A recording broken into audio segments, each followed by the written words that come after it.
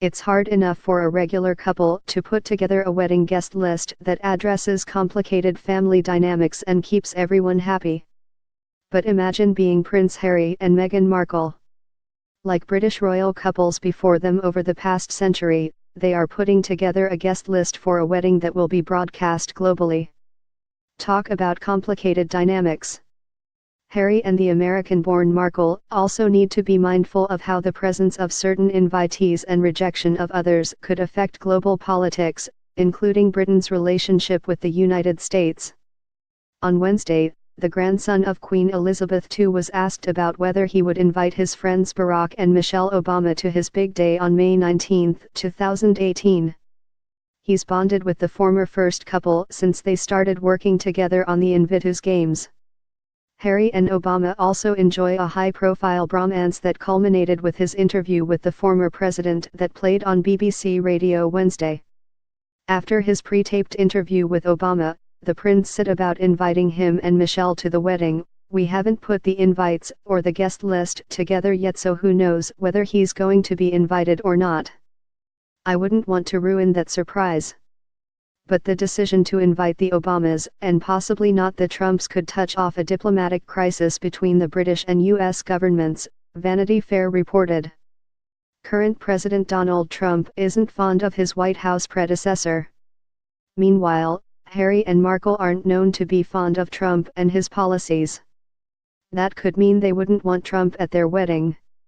That could also mean they would prefer not to invite any Trump family members, including First Lady Melania Trump, though Harry enjoyed a cordial encounter with her at the Invictus Games in September. Maybe Ivanka Trump is hoping for an invitation. 2 years before Trump ran for president, Markle praised his favorite daughter as so incredibly savvy and intelligent in a column she wrote for her since-shuttered lifestyle blog The Tig. Ivanka Trump sent out a belated tweet congratulating Markle and Harry on their engagement. Some snarky Twitter users suspected she was trying to score an invitation.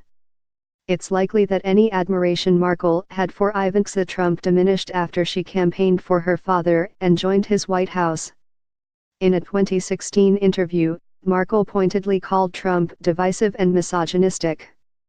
Harry's evasion on the question of whether the Obamas would be on his wedding guest list is probably of little consolation to British government officials who are reportedly urging Harry to not invite them, according to The Sunday. Relations with Trump's White House are strained.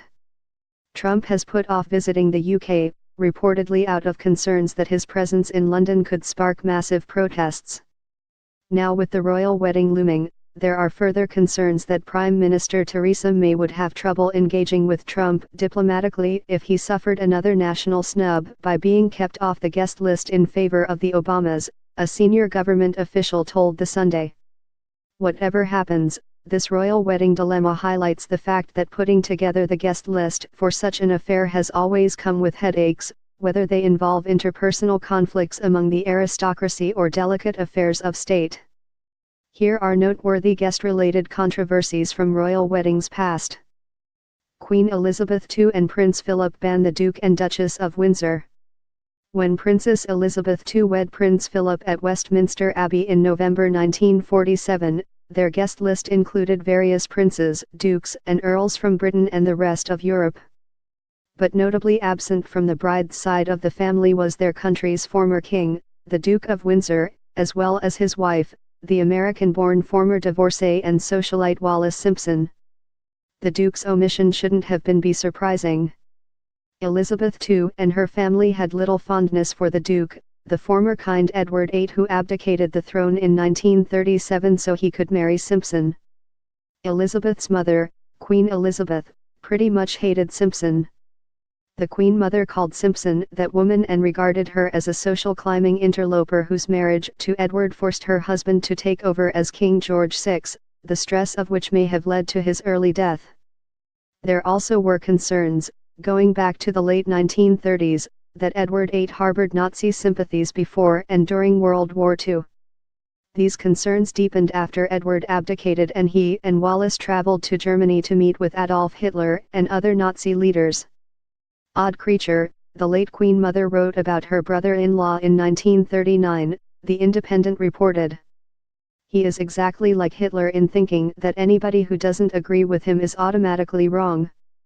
Prince Charles and Lady Diana Spencer's regal guest Nancy Reagan. President Ronald Reagan was invited to the July 29, 1981 wedding of Prince Charles and the future Diana, Princess of Wales.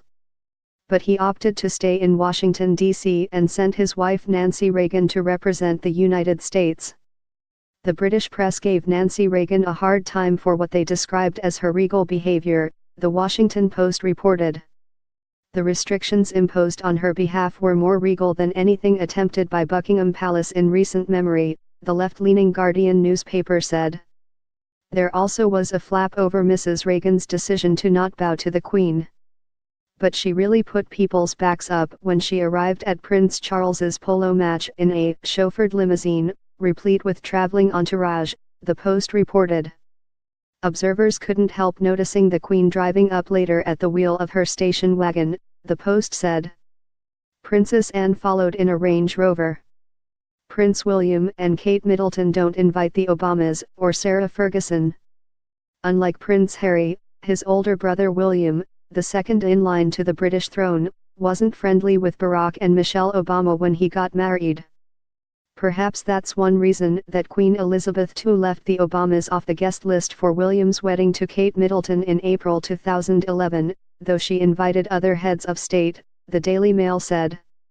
But the Obamas could have been left off because of security concerns, the Mail said. The Obamas also were expected to visit London for a state visit at another date.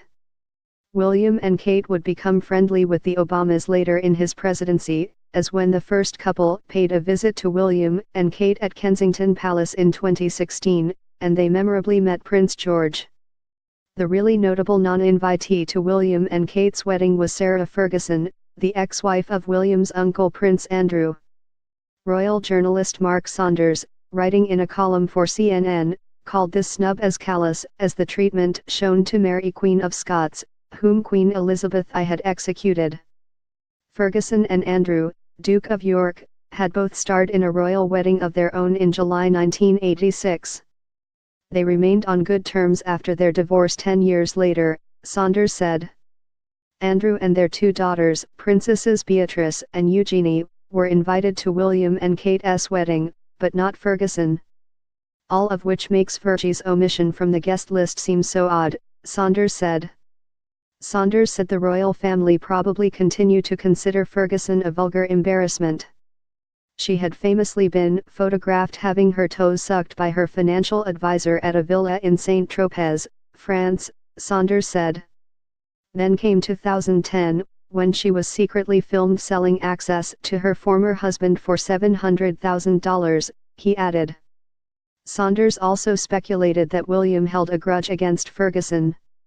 His mother and Ferguson had once been great friends, but had a falling out 6 months before Diana's death in 1997. Diana wouldn't even take in Ferguson's phone calls. Then again, Saunders said, Ferguson might have just decided to stay away on her own, knowing that the royal knives were still out for her.